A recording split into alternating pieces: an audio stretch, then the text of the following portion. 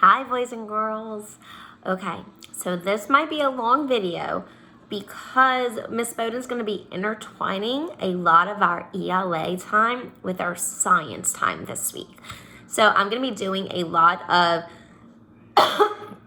books about amphibians and frogs and toads, and we're going to be learning a lot about them. And you're going to be doing a lot of informational text features about different ones, okay? Some of the stories I might have you listen to are a little on the longer side, but I think you're really going to enjoy them and really going to love the information with it that we're going to do because it's quite interesting. And then at the end of the week, I'm going to give you guys a little research project to do. And we're also going to do another informational factual writing about what we've learned this week, okay? So first, what I want to get started though with is our phonics skill because we're learning a brand new skill this week. And this one, we've learned one of these sounds, but at the same time, we didn't. And Miss Bowden doesn't really know the true trick to tell between the two, to be honest with you guys. It's more of a trial and error, but here goes. Okay, so our sound for this week is ow. Like, ow, that hurts. Okay, so let's think of the letters that might make up the sound ow. O-W. Okay, so here we go.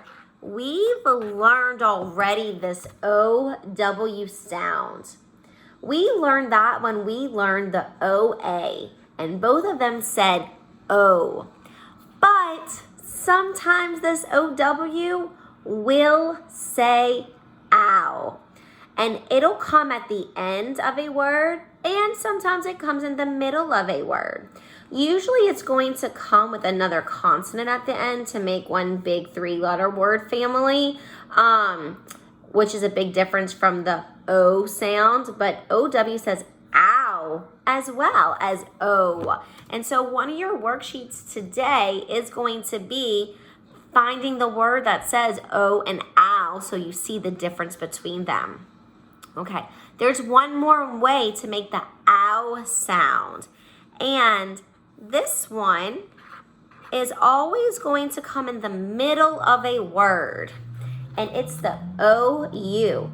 O-U says ow. Okay, O-U will say ow at the beginning of a word, like the word ouch. And O-W does say ow at the beginning of a word, like ow, but those are some of the very few in between that do that, okay? So let's go through some words that say ow, okay? Like we said, I've got those two words that Miss Bowden just told you about. Owl, ouch, ouch, owl, owl. Remember, O-W and O-U say ow. It's got that O-U's got like that W sound. We call these diphthongs. That's a funny word to say itself too. But it says ow, like that W at the end. But it doesn't have the W with the O-U. Okay, here's another word. Well, actually, let's see. Okay, we'll do this. Miss Bowden will do a word. And I will underline it with the O-U. House, house, house, house, house. Very good, okay? Now let's do one with the O-W.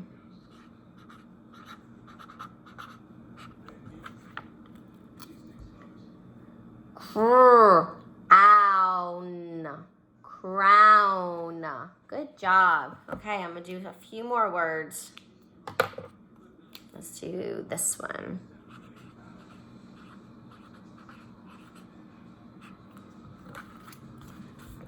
Can you sound out that one? Ground. Ground. Very good, because remember, you already know gr and you know and. Ground. Okay. And let's see.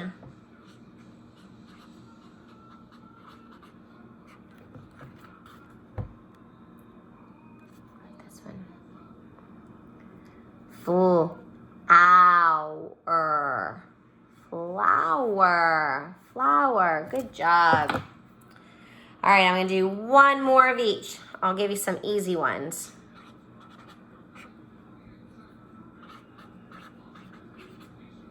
Okay, last two. Ow, cow. Cool. Cloud. Cloud. Very good. Okay, now here's the tricky part and the hard part. So, here's some endings to remember when we're reading some words. Because the OU says ow, and we can say that in the middle of a word and recognize that vowel. But usually, you know when Miss Bowden said the two vowels together, the first one does the talking, the second one does the walking. But in this case, that doesn't happen because it's a diphthong. It is not a vowel team. So basically, a diphthong is going to make a different sound. It's not going to be that vowel team sound where that one does it. So our rule does not apply here. Hence why the English language is so tricky. So a diphthong is going to make a different sound. And it says ow, ow, like ouch, ouch, ouch. So the OU is usually in the middle. The OW is going to have a few little word families that I want you to help know and memorize. And I'm going to write them down. I think that was all. Let's see. Miss Bowden had them because you guys are going to be practicing them today. And I want you to get some good practice with them. Let's see. We've got that one we got to add.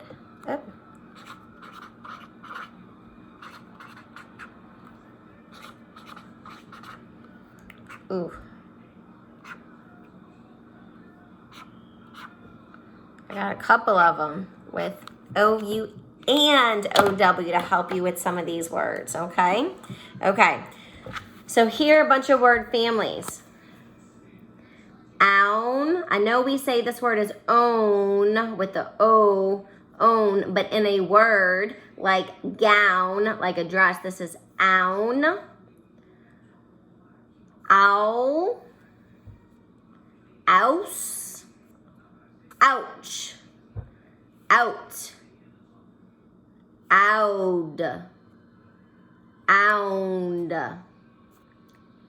own, owl, ouse, ouch, out, oud, ound. Lots of word families to help you with these. So what Miss Bowden's going to give you is you're going to get 4 of these circle and sort pages today. So you have lots of reading practice with this. And you can sort out those word families. So here's some of those word families. Ound, out, ouse, ouch. Okay? Circle and sort them in there to practice reading. Then your other 2 pages for your circle and sort, you're going to practice the owl, own word family. But then on this one's going to have the OW where some of those words make the O sound. And this one's going to be OW where it goes ow. So sometimes you have to do trial and error until you have those words memorized to see if it makes sense. Like number 1, it will snow or snow in my tone or town. You see the difference, how it makes sense? It will snow, long O sound, in my town, the ow sound. So there's a difference between the O and the ow, definitely, especially when making sense when you're reading it. But I'm giving you a page to practice those sounds because we're going to do a lot of practice between that O and that ow sound. I'm also going to give you some of our posters to help you with the ow to remember for spelling purposes, to remember for sounding out purposes. We've got an OU one. That first one was a good mixture. The second one was OU, and the third one is the OW, ow, not O, ow. Okay. So this week's going to be a little tricky with our phonics skills. So we're going to be doing lots of ow practice this week to make sure we understand it and get it. Okay. So moving on, what we're going to start out this week for reading is I'm going to have this cute little girl read to you Why Frogs Are Wet.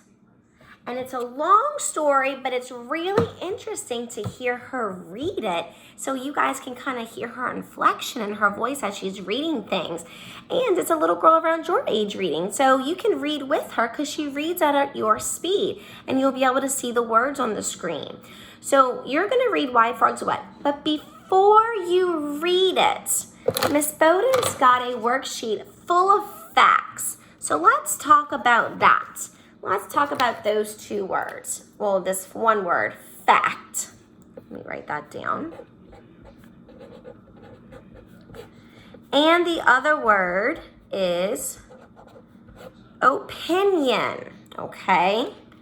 First word is going to be fact. Second word is opinion. We know what a fact is. What is a fact? Very good. Something that is true. Can be proven true. Means that it's real information. That everybody knows this information. It can be proven true. An opinion, though, is how somebody feels. How you feel. So can you prove to somebody how you feel? You can tell them and show them with your emotions, but you don't prove it. This is something that is true. Something that is true is a fact. And an opinion is something that is a feeling. How you feel about something, okay?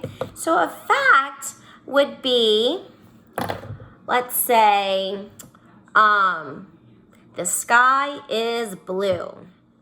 That is a fact because that can be proven true through science, through observation. We know that that is a true fact. The sky is blue. But if I say, I like when it is cloudy, is that true for everybody or is that how I feel? That's how I feel about something. So that's my opinion. So not all opinions, your opinion can't be proven true because it's how you feel about something. But a fact can be proven true. So you're going to read before you listen to this story. You have this page on Why Are Frogs Wet? And it says here at the top, what I think, what I learned. Okay? So before you read, you need to read these statements about the book that you're going to learn about. And you need to say, do you think that statement is true or do you think it's false, meaning not real, which isn't necessarily an opinion, but it just means that that's wrong, that something about it is wrong, whereas true means, yep, that's going to be correct. So I want to know, what do you think about these before you even read the story? What do you know about frogs already? Then you're going to listen to the story, Why Are Frogs Wet? And when you're finished, you're going to go back and you're going to answer the questions based off of the story on what you learned. So they're going to tell you in the story this fact. And if the sentence is the exact same, then it was true. But if the sentence is different, then it means it's false. And if it's false, Miss Bowden wants you to go back and I want you to fix it to make it true. So, for example, it says, frogs were here on Earth before people. Before you read the story, circle true, like, yep, that's correct, or false, nope, that's not. Then once you read the story, you're going to find out the answer. And you're going to do what you learned on the other side and circle if it's true or not. If it's true, you circle true. If it's not true, you circle false. And then I want you to tell me, when did they get here? But if it's true, do you have to fix anything? No, because it's already right. But if it's wrong, I want you to fix it to make it right. So you're going to listen to Why Frogs Are Wet on the internet to learn about some cool facts about frogs, okay? So you're going to do that to start out with. And then when you're finished, you are going to fill out 4 facts that you learned from that story. What are 4 things that you learned from that story? Write me 4 facts on our kite that you learned that were true about frogs. Not what you think, not how you feel. True, proven facts that you learned in the story, okay?